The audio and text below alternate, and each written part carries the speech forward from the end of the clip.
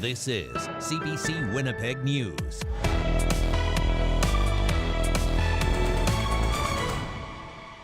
Kind of feel misplaced right now. I don't know what's going on in my hometown. I don't know if we're going to have a home to go back to. Uncertainty as a massive evacuation continues in northern Manitoba as thousands make their way south. Thank you for being with us. More than 17,000 people are either out of their homes or trying to leave their communities due to out-of-control wildfires. We have coverage from across the province tonight as people settle into hotels, community centres and recreation facilities as more firefighters make their way north. The CBC's Josh Crabb is in Dauphin tonight, where many people have found themselves after a long night of driving. And Mike Arsenault is in Winnipeg, where people from northern Manitoba have been arriving by plane, bus and car throughout the day. Let's begin with Josh Crabb, though. Josh, I understand there are evacuees in Dauphin as well as a few other communities where you've been today. That's right, Riley. I spoke with city officials in Dauphin who say there are evacuees staying at hotels in the city. Earlier this afternoon, we met up with Noelle Drimmy, her husband Mike, daughters Daisy and Ruby in Minnedosa, south of Dauphin. They packed up their car in Flin Flon late yesterday afternoon and hit the road. They had hoped to reach Minnedosa last night, but they didn't get that far. They were running low on fuel, and by the time they reached the city of Dauphin, all the gas stations were already closed. So they drove to Riding Mountain National Park. They got a hotel room at Elkhorn Resort and stayed there for the night and then carried on south for today. Now they say they may stay in Minnedosa for a couple of days and then they may end up going to Winnipeg for a couple of days too. They say they are worried about the safety of firefighters who remain back home in Flin Flon trying to protect people's homes and property. Like many other families, they're taking this evacuation day by day. Have like different text messaging groups and we're all kind of checking in on each other.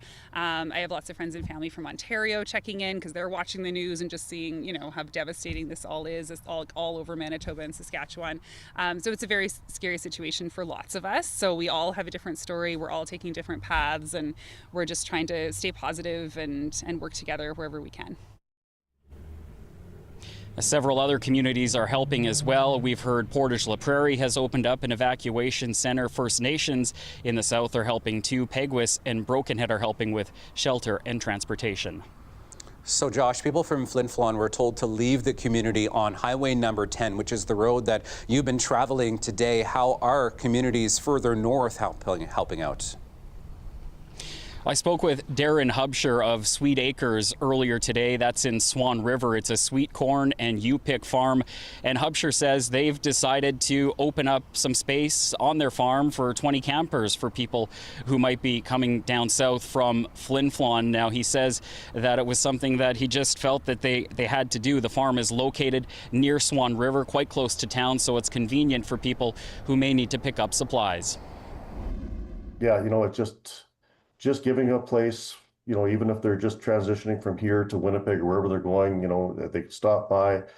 We've got water, they can fill water up. I got generators, so we got some power. So, you know, we can help some people out for sure. Hubsher says it was his daughter's idea to open up the farm to campers. He says the gravity of the situation really hit him this morning when he walked outside and saw the orange glow of the sun behind the smoky sky. He says it was quite smoky in Swan River this morning, and that's another issue. People are dealing with poor air quality in central and northern communities as well as southern Manitoba, depending on the wind. Riley. Thank you, Josh. Josh Crabb reporting from Dauphin.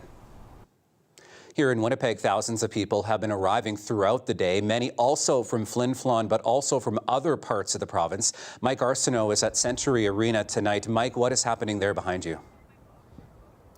Well, Riley, here at Century Arena, a group of volunteers from the Fort Garry Lions Football Club are planning to cook for the people who have been displaced by the wildfires. Hot dogs, chips, juice boxes, treats for the kids, just to help evacuees who have to wait and hope they don't lose everything to the wildfires. By noon hour, the smoke was already getting thick.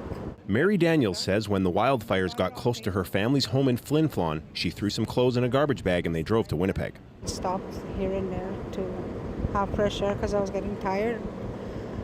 And I drove all night, and I still haven't got no sleep yet. Devastating wildfires in northern Manitoba have forced 17,000 people from their homes. The city of Flin Flon, along with Pemichikamak, Puckatawagan, and Marcel Colombe's First Nations have all been evacuated.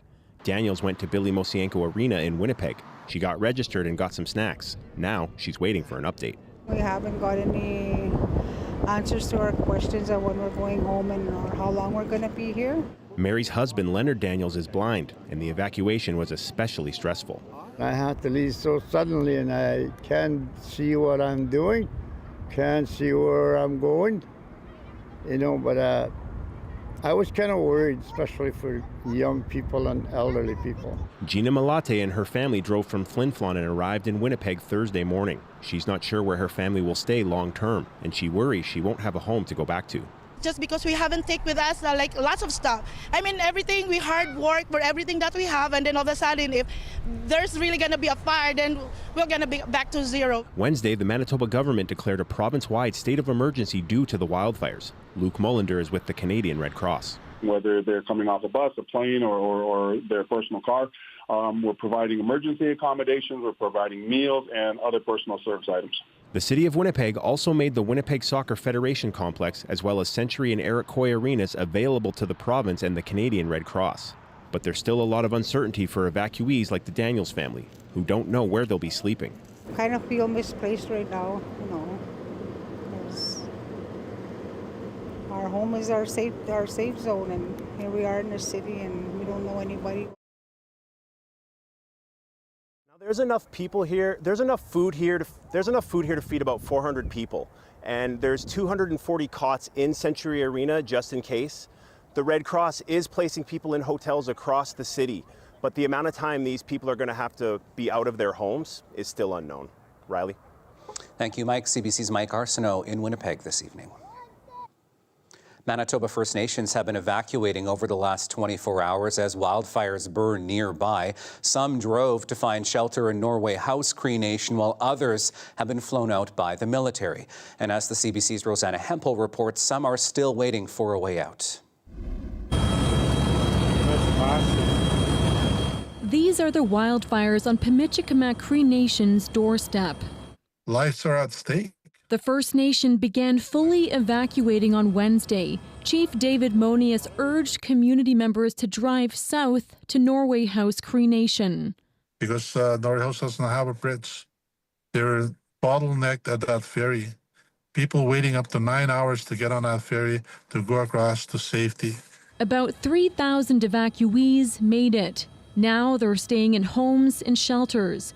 On Wednesday, 2 flights transported a few dozen evacuees out of Norway House, and nearly 800 people are still trapped in Pemichikamak, waiting to be flown out too. Air could be the only way out for both First Nations, as different wildfires have cut off their only road out to Thompson. Monius says his calls for help should have been heeded sooner. Having to coordinate everything, and it's like meeting a bureaucratic wall and talk to a bureaucratic wall. Excuses after excuses. That's not acceptable. Manitoba's Grand Chiefs say they're fighting to get information too on how many people have been evacuated and where they've been taken to. We have to wait. We have to wait for the province. We have to wait for Canada. And we have to sit there and wait to see what kind of services or supports that we can receive, especially in a time of crisis where lives are being threatened by wildfires. The Canadian Red Cross has been asked to help the province support evacuees. They told CBC News they're working with the federal and provincial governments on flights to prioritize the most vulnerable. Meanwhile, evacuations at Matthias Colombe Cree Nation are also underway. It's unclear how many people have made it out safely. Rosanna Hempel, CBC News, Winnipeg. Brandon says it is ready to help the province and Canadian Red Cross support fire evacuees who might find themselves there. The city is anticipating at least 300 evacuees being sent to Brandon. They will be directed to the Red Cross Emergency Centre to help get settled in the Wheat City.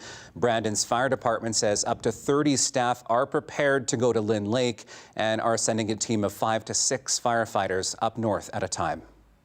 Mayor and the city has basically made sure that we can help where we can. And as a department, we believe that we can send these staff and help out as much as we can. So that's our priority, is helping out our fellow Manitobans to make sure that their property is safe as it can be while they're being evacuated. Lorena Harechka came to Brandon's Red Cross Centre today looking for help. She fled Flin Flon late Wednesday afternoon with her fiancé and their 3 dogs. Arriving in Brandon at 4 o'clock in the morning, she says they found a pet-friendly hotel, but were only booked for 1 night. That's the uncertainty, and the scary part is I don't know what's going on in my hometown. I don't know if we're going to have a home to go back to. Like, can you at least just give me peace of mind and let me have a good night's sleep in a hotel room? Harechka says she wants to stay in Brandon because her mom is in the hospital there. She says she's asked the Red Cross for help, but says she was told to head to Winnipeg if she needs a hotel. Everyone receiving care at Flin Flon's hospital and 2 personal care homes have been evacuated and relocated. Health Minister Uzoma Asaguera says everyone was relocated to healthcare facilities across the province by this morning. In total, that is 71 patients from the hospital in Flin Flon and almost 70 personal care home residents. 19 staff are staying behind. They're volunteering to do this. They're stepping up in this time of need for Manitobans, and they're choosing to be in a location where they know there's a serious wildfire situation not too far away because they believe in doing what they can to keep people safe. That to me is it's so commendable. Asaguera says other healthcare staff are continuing to care for their patients even while they have been evacuated from their homes. The military, we're learning a bit more tonight about the Canadian Armed Forces helping in the effort to get people to safety. The Royal Canadian Air Force is providing planes and logistical help to pick up those from Pimicikamak Cree Nation located in Cross Lake, as well as residents from Matthias Colomb First Nation. Aircraft left from both Winnipeg and from CFB Trenton this morning to help that work. The military is also sending people to help liaise and coordinate with local incident command. That is to make sure that flights coming in and out are safe and efficient. Now, as we've been saying a lot of this over the last few days, the last few weeks in Manitoba has been very dependent on the weather. Another very hot and dry day in our province today. Let's bring in meteorologist Colette Kennedy now for a first check on our forecast. Thanks, Riley. Yeah, so much to discuss here. I want to start off with what's happening with the air quality. And as we saw yesterday, the air quality alert area to the north and west was expanded around Flin Flon and beyond. So that remains in place, and of course over the border into Saskatchewan. But also we still have the area to the southeast where we have the alert. Air quality statements, though, just kind of a heads up, a large part of the province included in that as well. But in those alert areas, of course, for the very young, the very old, anyone with any kind of vulnerabilities, you really need to be careful in there. And we're going to be seeing so many changes. It's such a wide area, but changes because of how the smoke is going to be redistributed. So I'm going to go into more detail on that coming up in the show. But I just want to show you, of course, those afternoon temperatures and the heat that we're getting into or have been getting into, but how there's not going to be any relief in the short term from this, and it will continue to build. Look at Thompson there at 30 degrees through the afternoon hours. And the winds, so important. It was a little bit gusty through this afternoon, through those hours, but we're really going to be seeing those winds not only picking up, but look at the arrows changing direction. We've got like a backdoor front coming in, plus one that's coming from the west, really moisture starved, so it's not giving us any kind of relief in terms of the precipitation and get some moisture in here. There's some of that on the horizon, which I'll get to also later in the show, just not in the short term. In the short term tonight, clear skies, 17 degrees we have through the overnight, already 19 tomorrow morning, and look where we're headed for tomorrow afternoon. Sunny skies in Winnipeg and a high of 31. Gee, another very hot day. Thank you so much, Colette. Still ahead for us tonight, a new wildlife drop-off center opens at Assiniboine Park Zoo. We'll bring you more on that and more local news when we come back. Stay with us. You're watching CBC Winnipeg News.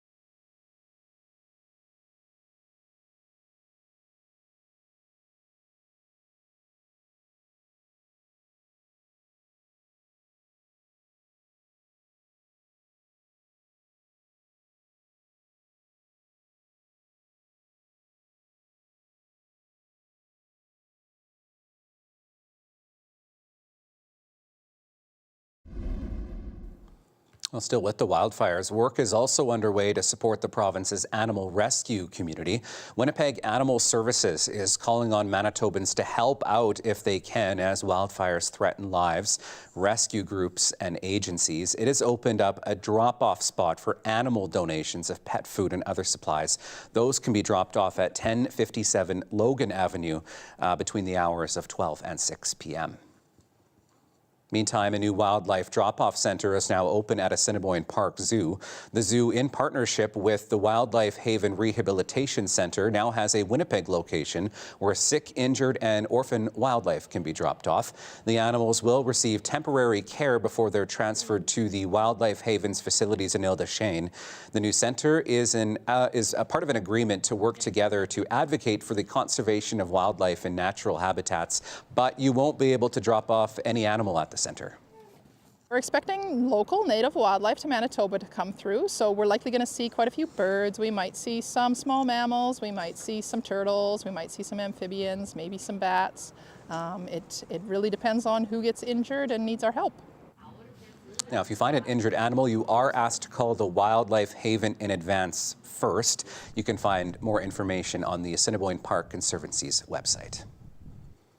Well, amid this hot weather, the city of Winnipeg is helping residents beat the heat. People are being invited to stay hydrated and cool down at civic facilities during regular operating hours.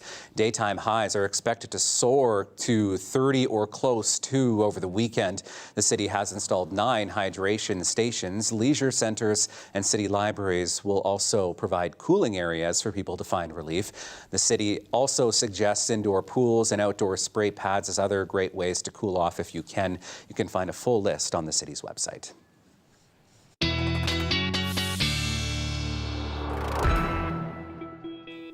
Definitely want to make sure you find some shade and some water if you can over the next few days with these warm temperatures. Let's get back to Colette Kennedy now with our full forecast.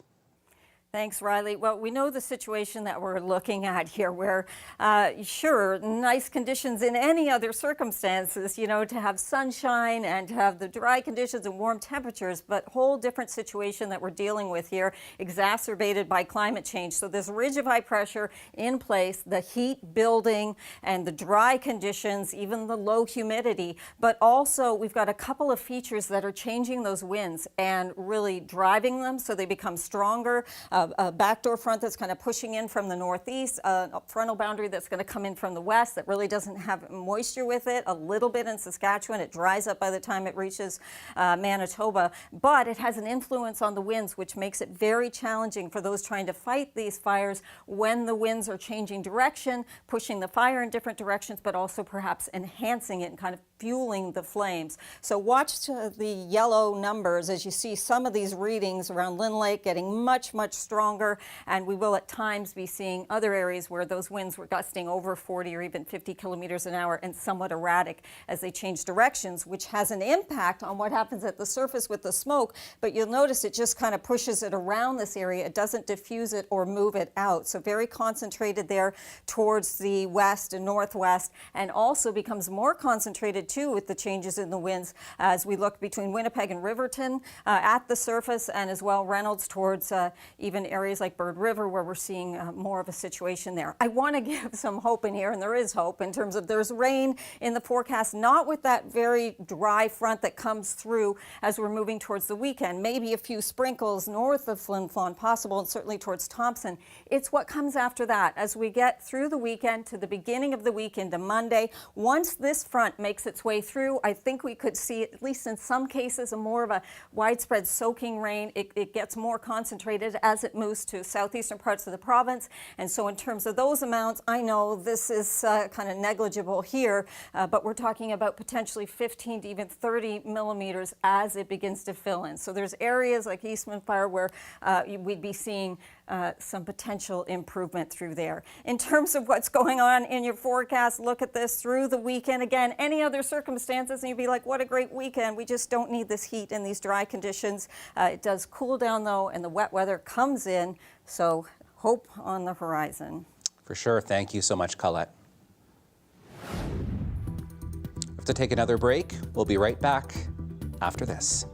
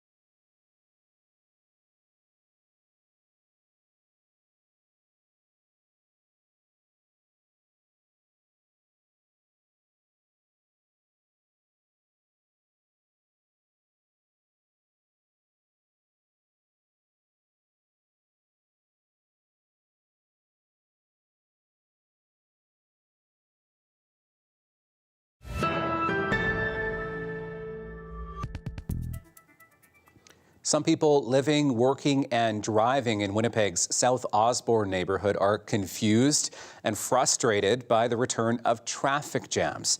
Work on the St. Vital Bridge appeared to have wrapped up last fall, but crews returned to resume working earlier this spring, and with that came the traffic and the traffic snarls as well. The CBC's Cameron McLean brings us the story. Parrish Blakeney manages this auto repair shop in South Osborne. Like many people in the neighborhood, she put up with construction on the St. Vital Bridge since 2022 and was relieved when crews left last fall. But then earlier this spring, they came back. Just confused as to what they're doing now, because I was under the assumption, like everybody else, that it was all done. But I don't know.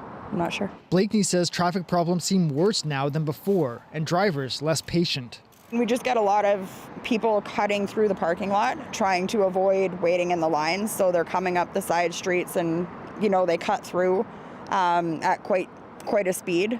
There's been a few times where backing out of the shop, you have to stop real quick because someone's coming super fast that shouldn't be. Diane Papineau lives south of the bridge and crosses it every day. She says trips to get coffee, normally a 5-minute drive, can now take up to 25 minutes. Now that it's started again, how do you feel? Well, a little depressed, yeah. It's just too slow. Work on the St. Vital Bridge shut down in October, but crews weren't finished yet. They still had to apply protective coating to steel girders, landscaping, and ditch work.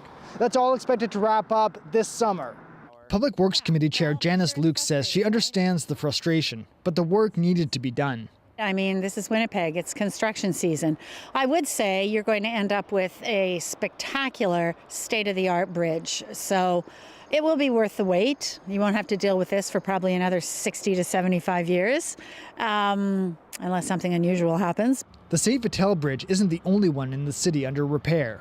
The Louise Bridge has been closed since last Friday and was supposed to open Wednesday, but the city extended that until Monday. Meanwhile, work on the Pembina Highway Bridge over Abinogi-Mi'kmaq began earlier this month and is expected to last until at least fall of next year. Cameron McLean, CBC News, Winnipeg. A new report from the Children and Youth Advocate in Manitoba shows Indigenous young people in care experience injuries more often than other children in Manitoba. But the Youth Advocate says it doesn't tell the whole story, as many serious injury cases go unreported. The CBC's Matt Humphrey explains. Over an 18-month period, hundreds of children in the care of Manitoba government services were seriously injured. That's according to the latest report from Children and Youth Advocate Sherry Gott. While 140 injury cases are far too many, we believe this is only the tip of the iceberg of what is really happening. The advocate was notified of nearly 400 serious injuries during that time, most reported by Child and Family Services. Only 140 were assessed in time for the report. The vast majority involved Indigenous children, and many serious crimes went unreported. I have reiterated many times before, the majority of young people who come to the Macy's attention are Indigenous, given Indigenous people in Manitoba are disproportionately overrepresented in reviewable services under our mandate. The report shows the majority of injuries at 91% were among young Indigenous people and cisgender females at 60%. 55% of injuries happened to people between the ages of 15 and 17.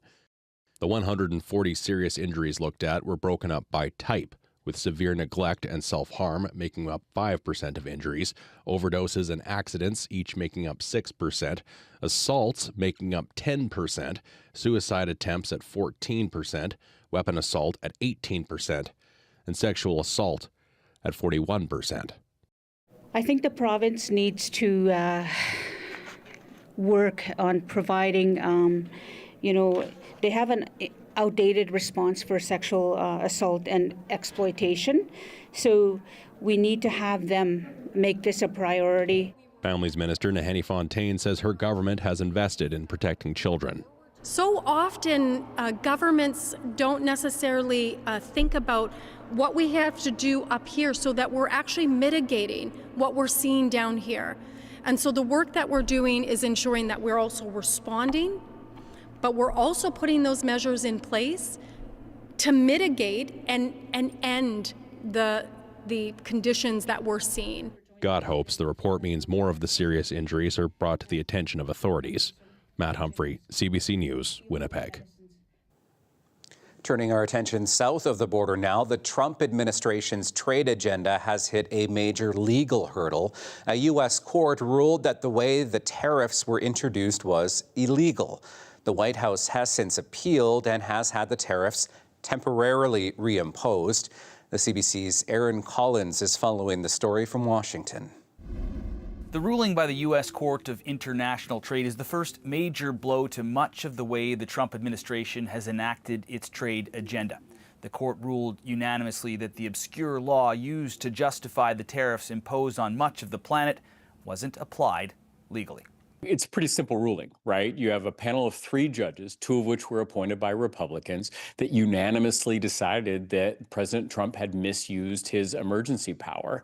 It's pretty significant, and it's a big win. The White House had justified most of its tariffs using a piece of legislation called the International Emergencies Economic Powers Act. The use of the act challenged by several states and private businesses. Traditionally, the act has been used in times of crisis to justify things like economic sanctions against bad actors in the international community. This time, the administration used it to justify its tariffs on Canada and Mexico, citing the fentanyl epidemic, justifying broader reciprocal tariffs on much of the rest of the world based on trade deficits with the U.S. The volatility prevents us from being able to better prepare our clients on what to budget, both in the wedding gown shop and wedding planning as a whole. All those tariffs paid by American businesses often passed on to their consumers.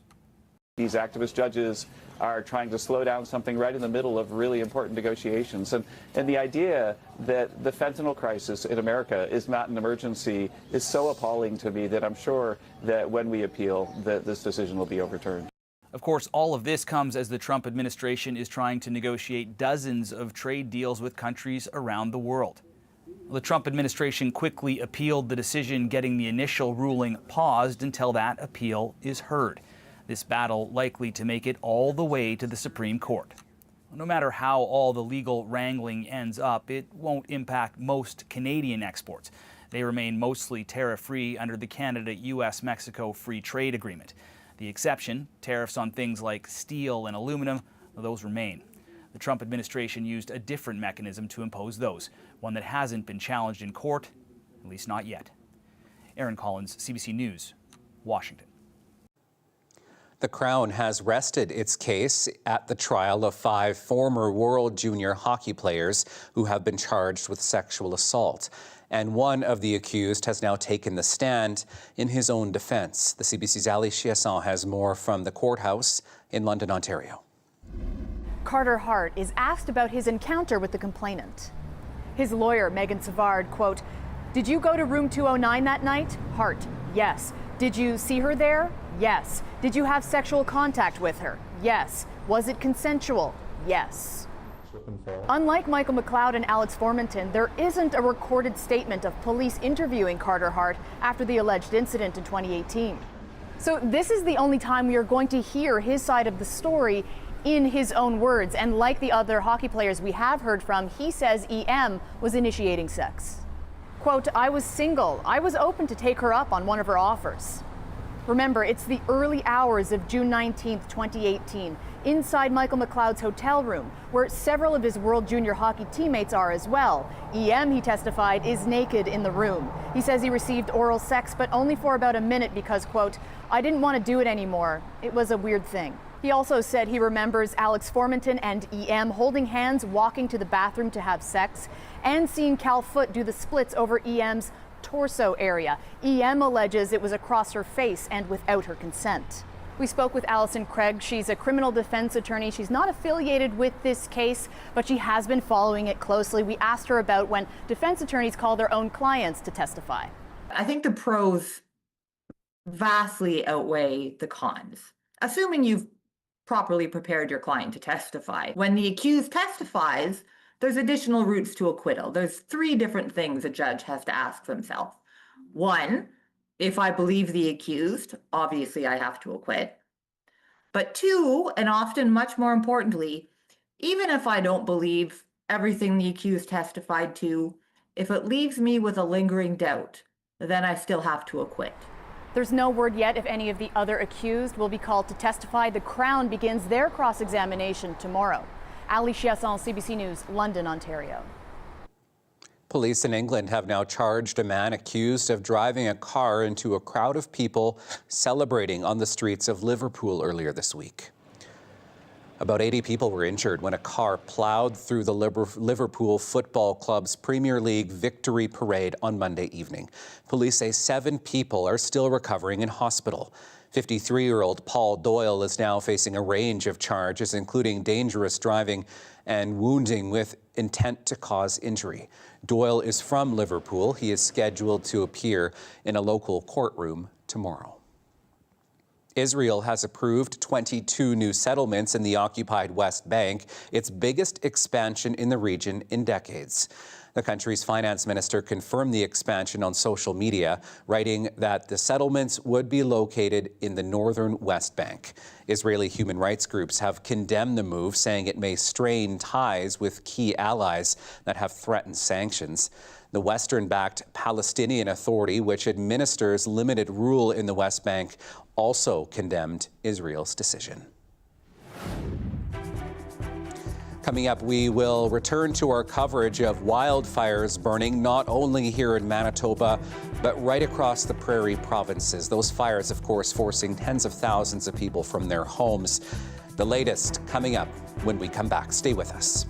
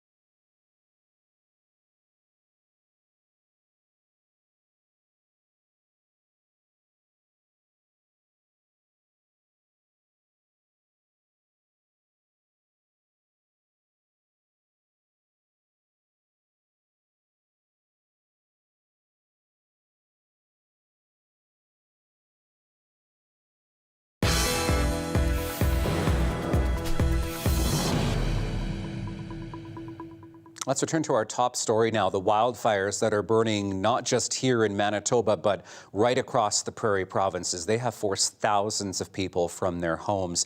Officials in Manitoba alone have ordered 17,000 people to leave as hot, dry conditions deepen an already dire situation. Cameron McIntosh gives us this look. The fire within 3 kilometers of Flin Flon. Most residents did not take long to heed the evacuation order. Within hours, traffic bumper to bumper, 200 kilometers down the highway in the Paw. Many of those people, this is Rico, like Gina Malate and her family, making their way to evacuee centers in Winnipeg. There's lots of what if there's a fire ahead of us, and then we're gonna be trapped. So it's very scary. The city clearing out overnight, fire lines still holding by morning, town officials staying behind, providing updates. No assets are burning within our community and municipality boundary at this time. So we're pretty grateful for that. The Flin Flon fire is the top of many firefighting priorities in Manitoba, as several communities across the north also evacuate. This other fire threatening the communities of Pimicikamak and Cross Lake, where the airport is on fire, forcing 5,000 people to rapidly get on the road. Nothing can be done with this fire approaching because it's huge and crowning and going this way and that way, unpredictable. Most fleeing to the nearest airport, where they'll need to be airlifted with the help of the Royal Canadian Air Force. Today we're declaring a provincial wildfire state of emergency. Meanwhile, in Saskatchewan, a state of emergency as massive fires north of Prince Albert remain out of control. Across the north, thousands have left small communities and work sites as firefighters face ever-changing conditions. It's a magnitude 6, which is the largest possible fire they can have. It makes it very tough to do any sort of attack on that. And in Alberta, where heat advisories are covering much of the province, preparations for tough days ahead. That if a new fire starts, it will grab hold quick and it will spread really fast. And the existing fires have the potential for extreme fire behavior. Across all 3 provinces, heat remains in the forecast with virtually no rain, conditions prone to feed wildfires. Cameron McIntosh, CBC News, Winnipeg. Dawn Halady is one of the thousands of evacuees. She is a resident of Creighton, which is along the Manitoba-Saskatchewan border next door to Flin Flon, and owns a couple of businesses in Flin Flon. She left her home yesterday and is now in the Paw. She spoke earlier with the CBC's Andrew Nichols. First of all, just how are you doing? It's been quite a whirlwind of the last 24 hours. It's still kind of touch and go, getting, updates from my husband every 15 minutes to half an hour, depending on what he's been told, which isn't a whole lot along the way today, but it's just trying to figure out what the next step is and how long this is going to be happening for. So I understand your husband is tell me about your husband, because he's still there and you're going back. Tell me about all that. Yeah, he's a town councillor for the town of Creighton. So wearing the councillor hat, he is one of the last men to leave the community. He's helping all the residents, the people that are helping out. We have a restaurant as well there, so he's feeding firemen. So he's definitely an asset to the community right now, so he needed to stay back. And you're going back. Tell me about that to help out with the people, the first responders, the firefighters.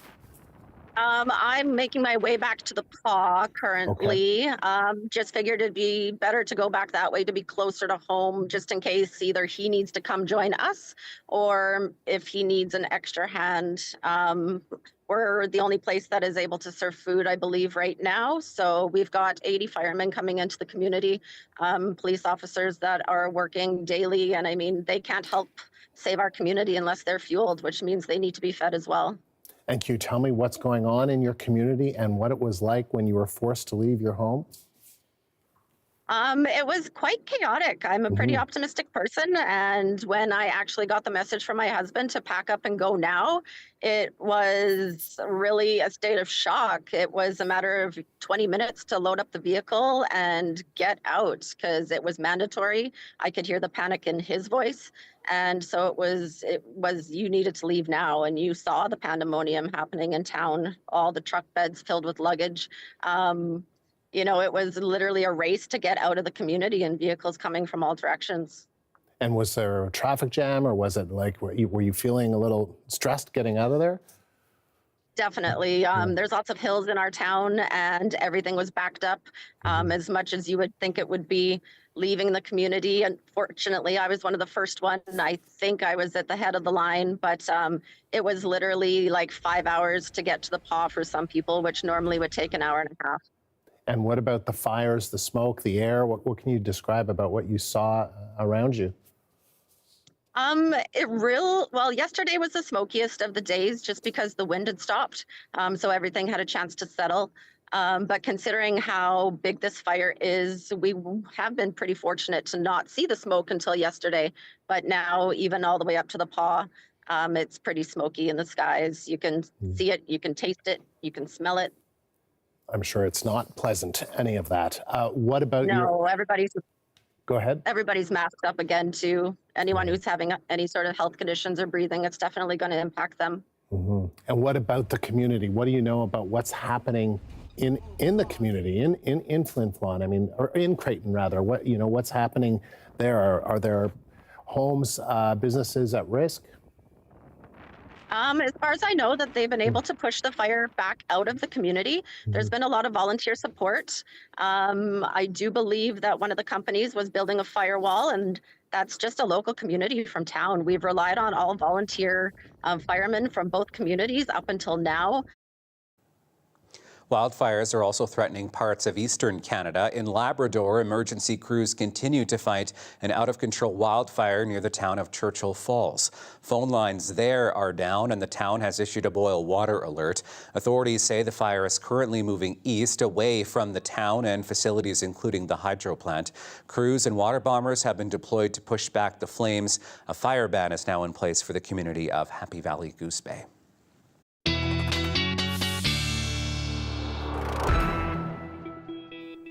And back in this province, of course, all eyes have been on the weather, that hot, dry pattern continuing. And Colette, are we looking at any relief in sight anytime soon?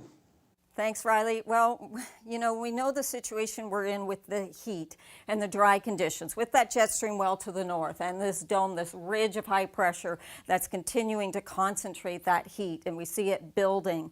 But also with a couple of frontal boundaries moving through, we've got a situation where the winds will be changing, but also kicking up too. And the air quality alerts expanded yesterday in terms of where the actual alerts are, and still over towards the southeast, but a wide part of the province into even a statement where you still have to be cautious, especially anyone with any kind of respiratory concerns. Temperatures tonight, I was saying how they'd be climbing as we move forward in time, and here we go. We're talking about readings, certainly some mid-teens, even a few upper teens, a little more comfortable as we travel towards the north, but watch again what happens through the day. That's 7 a.m. as we push this forward. Here comes that first frontal boundary.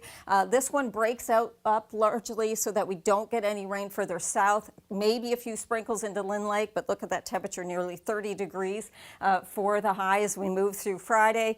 Temperatures at 7 a.m. already in the upper teens, and by the time we get to kind of peak daytime heating around 5 p.m. or so, we are talking about seeing a situation where we've got readings up at 30 degrees in multiple communities, even 31. Of course, I have a forecast here for Winnipeg. In any other situation, some wonderful conditions to enjoy, just not with the wildfire situation that we have. So looking at the front that's going to have more of an impact, not just on temperatures, but the one that's going to have some moisture with it, as that begins to push through, yes, as we move through Monday, not only the temperatures coming down, but by Tuesday, the temperatures down right across the province, but also some much needed rainfall, especially for the south, not quite as much for the north, but we'll take what we can get, right? The Manitoba government is kicking off Pride Month with a first for the Manitoba Legislative Building.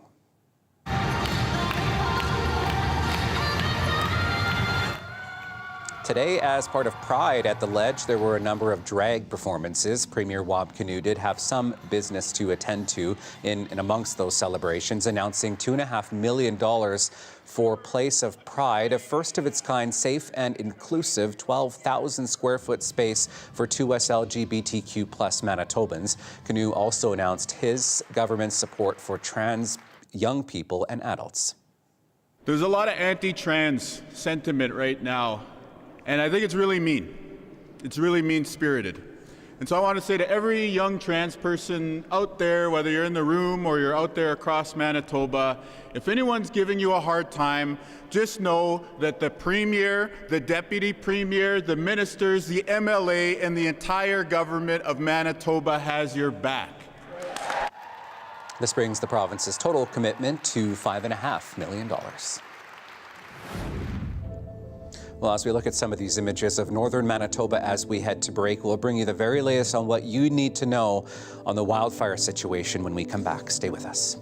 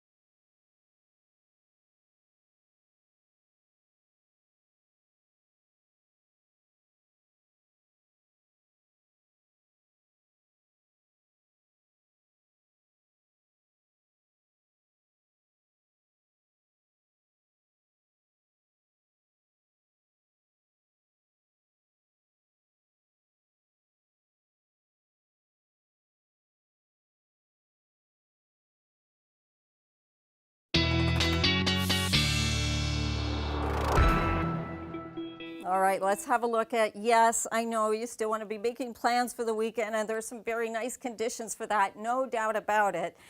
We just, have so much focus and attention on the situation and how this weather is having an impact on the wildfire situation. So, yes, dry, sunny, and warm through Friday and into the weekend, but the rain that is so needed, we start to get into that. This will be late on Monday for Winnipeg, okay, at least the timing, the way it looks now, into Tuesday, perhaps over 20 millimeters of rainfall. That potential is there. And then into next week, things a little more temperate and perhaps a few more chances at getting some wet weather moving through. All right. Thank you so much, Colette.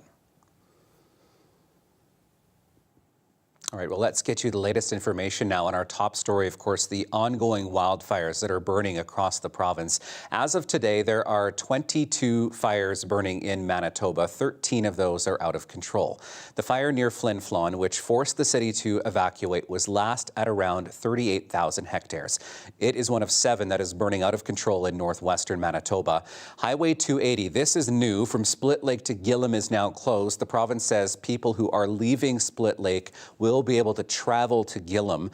The province has waived the 72-hour period for people to access emergency social assistance. That means if you need checks for food or anything like that, you are able to get that now. One congregate shelter opened in Winnipeg. A second facility is being set up.